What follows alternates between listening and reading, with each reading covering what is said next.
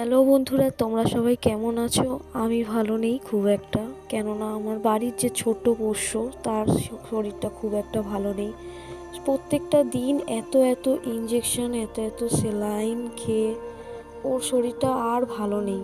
তবে আজ তৃতীয় দিনের মাথায় ডাক্তার ওকে বলেছে যে ও ঠিক যাওয়ার সম্ভাবনা রয়েছে। তো দেখা যাক, ওর শরীরটা খুব একটা ভালো নেই, আমরা খুবই চিন্তিত। দুটো করে স্যালাইন ডেলি যাচ্ছে, তারপরে ইঞ্জেকশন আছে 4টে। খাওয়া দাওয়া আমি যতটুকু পারি খাইয়ে দিই। হাতটা দেখছো তোমরা কতটাই ফুলে রয়েছে। ওর শরীরটা একদমই ভালো নেই, একদমই ক্লান্ত।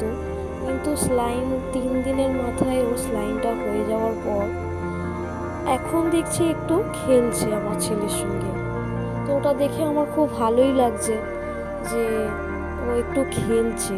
তবে ওর হাতে পায়ে প্রচণ্ড ব্যথা, সন্ধেবেলা ওকে সেঁক দিয়ে দিতে হয়, যন্ত্রণায় উঠতে পারে না। আমি তোমাদেরকে একটাই কথা বলবো, এই শীত আর এই গরম আসার সময় প্লিজ তোমরা বাড়ির যে পোষ্যটা থাকবে তাদেরকে বাইরে একটু কমই বার করো, আর ওদেরকে একটু বেশি করে কেয়ার করো, যাতে ওদের, আমার যে পশুটা যে এত মানে খারাপ রোগ হয়ে গেছে না, ওদের যাতে না হয়।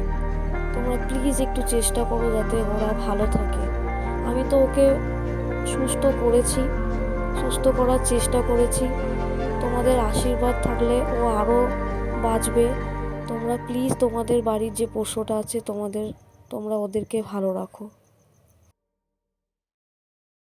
3 দিন যা যা হয়েছে আমি তোমাদের সাথে সবটাই শেয়ার করেছি।